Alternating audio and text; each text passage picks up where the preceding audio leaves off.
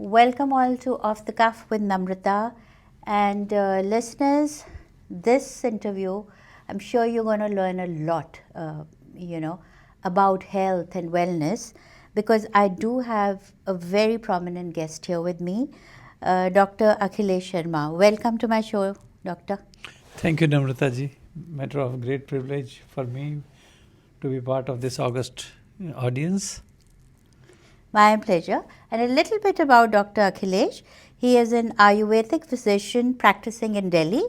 Dr. Sharma served as Chief Physician and Director of Research and Development for Multani Pharmaceuticals, manufacturer of over 400 Ayurvedic medicines and herbal products. He is Ayurvedic advisor to the Ministry of Health in New Delhi and has received the Dhanvantri Award and the Chikitsa Shiromani Award for his contributions to the field of Ayurveda. He has almost 36 plus years of rich experience practicing and promoting Ayurveda across 29 countries globally. He is visiting faculty at California College of Ayurveda, Hindu University of America, USA, and a revered member of many national and international organizations for the promotion of Ayurveda. So, huge, long career. And my question to you is, before I ask you that, I read somewhere it's a Ayurvedic proverb saying, when diet is wrong, medicine is of no use. When diet is correct, medicine is of no need. तो आप तो महाज्ञानी है इस चीज़ के.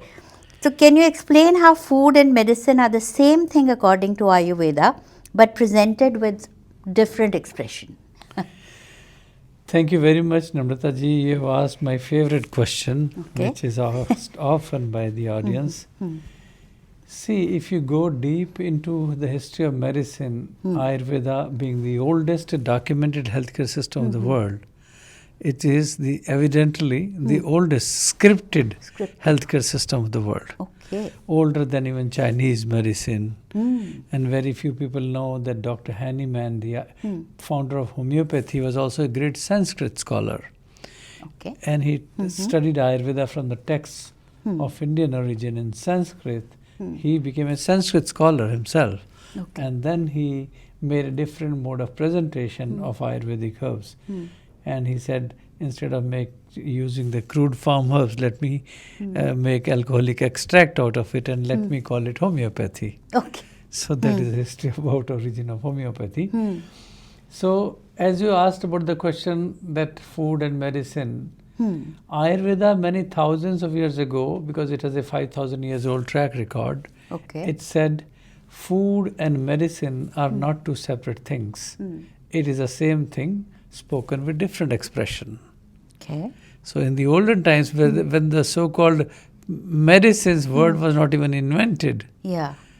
food Bilkul, was the only source of treating that people. was the medicine, yes. Yeah. So that means healthcare system must be existing as old as the science, the life is existing on this earth, right? So if you go back into the history of documentation, before that we go into the history of life on this earth. We see that 12,000 years ago dinosaurs were there. So imagine one day a poor child of a dinosaur, if he had a stomach ache because he ate something wrong. So what did he do for treating himself? So either he would have taken some plant or drink some water or went to mom and said, "Mom, it is hurting," or squeezing his own legs into his tummy, doing some strange yoga position, because even that would help. And then he got a scold from his mom, and mom said, "Go and eat blah blah plant." So all those things were coming from nature. It was not that he was going to any doctor or a physician. So talking about the basic principle of Ayurveda, we say that the health of an individual depends on 4 pillars. Okay. There are 4 pillars are Ahar, Vihar, Vichar and Sanskar. Oh. So you see, And there I am also. right. So you see, Ahar itself is a food, it's a food or a medicine. Yeah? Vihar is our lifestyle. vichar is our thought process, and sanskar is our code of conduct, like ethical code of conduct, spiritual code of conduct, moral code of conduct. Very true. Now, talking about how and why Ayurveda says food and medicine are the same things, we talk about that the universe is made up of 5 elements called air, fire, water, earth, and ether. Yes. They combine in a particular permutation and combination to make 3 vital forces in the body. We call them as Vata, Pitta, and Kapha. Where Vata is combination of air and ether, Pitta is fire, and Kapha is water and earth. So that pathophysiology, it is implying on our body at microcosmos level, and the food which we are eating is also containing all those 5 elements. So the ratio in whatever we eat affects our constitution. Okay. So we say Vata, Pitta, Kapha, these are basic biological humors in the body, which are physiological expressions present within all of us. Yeah. So their ratio goes up and down and up and down and up and down from life till death.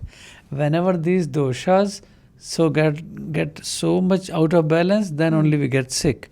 But when they are in a state of balance, we are healthy. Now the question is how and why they get out of balance. Yes. Now the answer to that is the food we are eating is also containing those 5 elements. Oh, तो ज़्यादा खा लिया तो फिर हाँ, कोई तो गड़बड़ चीज़- होती है. हाँ. कोई चीज़ नहीं खानी चाहिए थी, वो खा लिया तो भी गड़बड़ होगी. Okay. Suppose you are a Pitta body type, which is more fiery Fiery. in constitution, and you eat more fiery food. आपने नॉन वेज खा लिया, आपने डीप फ्राइड स्पाइसी फूड खा लिया, बहुत ज़्यादा तला हुआ खाया, और चाय बहुत ज़्यादा पी ली है, कॉफ़ी बहुत ज़्यादा पी ली, और ऑलरेडी आपको एसिडिटी हो रही है, तो उससे क्या होगा, it will aggravate further. So to counter balance what you do, अगर कॉफ़ी भी, अगर आपको एसिडिटी हो रही है और मैं बोलूँ कॉफ़ी नहीं पीना है, इसकी जगह पे आप दूध पी लीजिए, या कोकोनट वाटर पी लीजिए, या एलोवेरा जेल ले लीजिए. So do you think that was working? Of course, that works.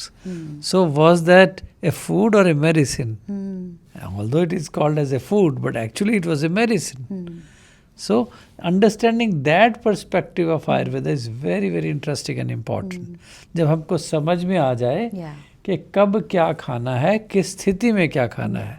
Eating right according to your body type also is very important. Yes. Yeah. एक को अगर कुछ और असर हो सकता है एक बॉडी टाइप को, ज़रूरी नहीं है कि आपको भी सेम होगा. या so everybody is different. Right. That's why Ayurveda says we are billions of people on this earth, we don't resemble each other. क्योंकि constitutionally हम सब अलग अलग हैं, है ना. करोड़ों लोग हैं, हमारी शक्लें नहीं मिलती. इसका मतलब constitution तो अलग हो गई ना हर एक की. What a designer he is, he created trillions of people and they all don't look alike. Very true, very true. And thank you, doctor, for talking about the doshas जो कि होते हैं, kapha, vata, and pitta. But one more question is, we are living in the Silicon Valley in 2025, and everybody is in a rush, to do certain things. So what goes against Ayurveda? I know it's a huge transitional change if you're getting into Ayurvedic, and you said everything is available, तुम्हारे घर में है वो, but we still opt for pills because pill is very quick. कि चलो अभी सिर दर्द हुआ, अभी 1 घंटे में सिर दर्द, बिकॉज हमने ले ली मेडिसिन ले ली. I don't want to name medicine here, but so that is a thought that that comes in today's world, that it's a quick way of getting allopathic medicine. So little bit. See, देखिए क्या हुआ पिछले 300-400 सालों के अंदर, एक allopathic system का एक बहुत बड़ा जाल फैल गया. भारत में भी क्या हुआ, India was the mother country for Ayurveda, but 200 years of British imperialism and before that 400 years of invaders. In this 600 years, lot of literature has been lost. Okay. क्योंकि जो भी foreign invaders आए हैं, उन्होंने उसको तबाह ही किया है. Once I got a chance to see Prince Charles also. उन्होंने मेरे से पूछा, Dr. Sharma, if Ayurveda is so great, why it has not grown up in India the way it should have been? I had to tell him blunt answer. I said, I beg your pardon, sir, but the answer is better than the question, and the answer is 200 years of British imperialism in this country. And it was a planned conspiracy against the healthcare system of India. He was stunned to hear that answer, but he understood that.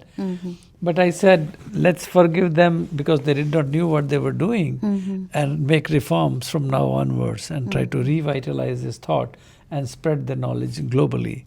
So that's what I have been doing, and the results have been phenomenally good.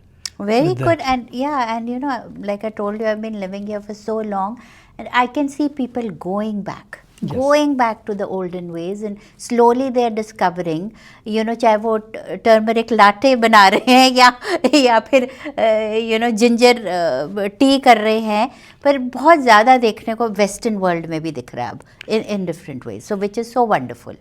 देखिए, आपने turmeric की बात शुरू की, हम वहीं से शुरू करते हैं. हाँ जी. टर्मरिक को हल्दी कहते हैं हम हिंदी में. हाँ जी. और उसका दूसरा नाम है विष्णुप्रिया. ओह. ना विष्णुप्रिया क्यों कहा है? क्योंकि जो हमारे हिंदू मैथोलॉजी में आता है कि ब्रह्मा, विष्णु, महेश नाम के 3 देव थे. सो एक सृष्टि के रचयिता हैं. विष्णु जो है सृष्टि के पालक हैं, और महेश जो है सृष्टि के संहारक हैं, यानी डिस्ट्रॉयर हैं. So Vishnu is also called as सृष्टि के पालक, है ना. ना पालक का मतलब क्या है? केयर टेकर ऑफ द सृष्टि. जो केयर टेकर है वो ऑब्वियसली हेल्थ केयर टेकर भी हैं. तो इसलिए भगवान विष्णु का ही अवतार कालांतर में धन्वंतरी के रूप में हुए. वो was father of Ayurvedic medicine. तो अब विष्णु जी की पत्नी को विष्णुप्रिया कहा गया, क्योंकि एक बार उनके पुराण में आता है कि उनका आर्गुमेंट हुआ आपस में. तो विष्णुप्रिया जी ने कहा कि प्रभु आप जाकर के सृष्टि में बिजी हो जाओगे. आपने बहुत बड़ा असाइनमेंट ले लिया हेल्थ केयर टेकिंग का. अच्छा. लेकिन मैं वहाँ पर क्या करूँगी? अच्छा. मैं बोर हो जाऊंगी. तो उन्होंने कहा कि नहीं, आज से मैं तुम्हें विष्णुप्रिया की उपाधि देता हूँ, और तुम में जो इमेंस प्रॉपर्टीज होंगी उसकी वजह से तुम भी जानी जाओगी, और लोक कल्याण के लिए तुम्हारा बहुत बड़ा कंट्रीब्यूशन होगा. तो उसी भाव के साथ हल्दी को हम लोग डिवाइन प्लांट यानी दैविक पौधा मानते हैं. It's a divine plant. Very true. और उसका यूजेज और एप्लीकेशन मल्टी डायमेंशनल है. अगर हल्दी की बात करें, वो एंटीवायरल है, एंटी बैक्टीरियल है, एंटी फंगल है, बैक्टीरियोस्टैटिक है, बैक्टीरियोसाइडल है, यानी वायरस और बैक्टीरिया को मारती भी है, ब्रोंकोडायलेटर भी है, लिवर क्लिनजिंग भी करती है, मेंस्ट्रुअल साइकिल रेगुलेट भी करती है, कार्डियक अरेस्ट को प्रिवेंट करती है, क्योंकि प्लेटलेट्स का जो सेग्रीगेशन होता है, प्लाक बनने लगता है, उसको ये तोड़ देती है अंदर जाके. तो ब्लड थिनर का भी काम करती है. देखो, ये सारी इतनी सारी प्रॉपर्टीज हैं हल्दी की कि हम पढ़ते पढ़ते हमारा आप थक जाएंगे और प्रॉपर्टीज खत्म नहीं होंगी. ये तो है हमारे जो एंशिएंट जड़ी बूटियां हैं, और जो हम दादी के नुस्खे बोलते थे. And you know, you are such a learned person, and you know, you've read so much and been to different countries. You've seen so much and so many patients, but you also talk about kitchen pharmacology also. जी. क्योंकि हमारे जो kitchen में वो spice का rack होता है, दानी होती है, उसमें सारी, मैं तो कह रही हूँ, गुण कितने हैं हमको पता नहीं है. उसके बारे में कुछ बताइए. जी, अब जैसे हम हल्दी की ही बात कर रहे हैं, हल्दी के मैं कुछ एप्लीकेशंस बताता हूँ.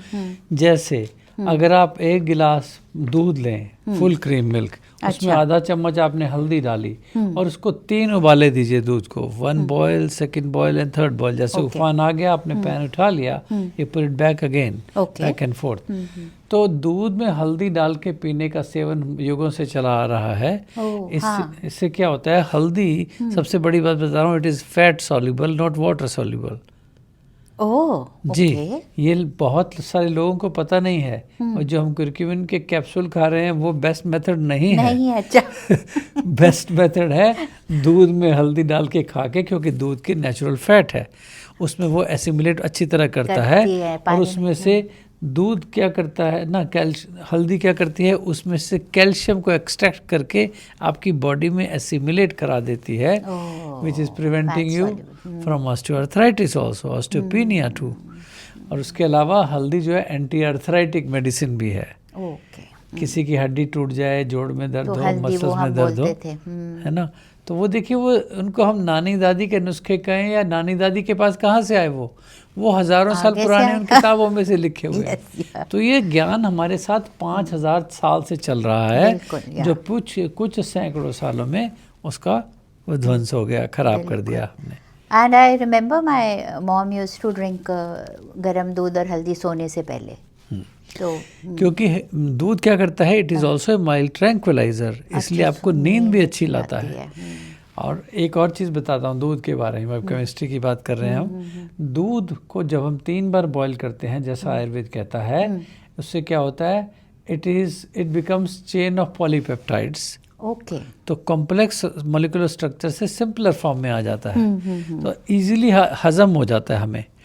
और उसके अलावा दूध अपने आप में पूरा संपूर्ण फूड है, क्योंकि out of chain of 22 amino acids milk contains 18 of them, और उन 18 अमीनो एसिड्स जो कि बेसिक बिल्डिंग ब्लॉक्स के लिए चाहिए, उन्हीं से ही पूरा जीवन चल सकता है, कुछ और ना भी मिले तो कई तो अब लोग वीगन हो गए हैं और इतना वो हो गया, तो वो फिर वो गलत है। और वो अच्छा, गाय के दूध को तो अमृत कहा है हमने। है, अच्छा, हाँ, तो वो जो कॉन्सेप्ट है अमृत वाला, अच्छा, उसमें गाय का दूध केवल वो हम्प वाली गाय है, हाँ, है ना, तो उसका दूध सबसे उत्तम माना गया, सबसे उत्तम होता है।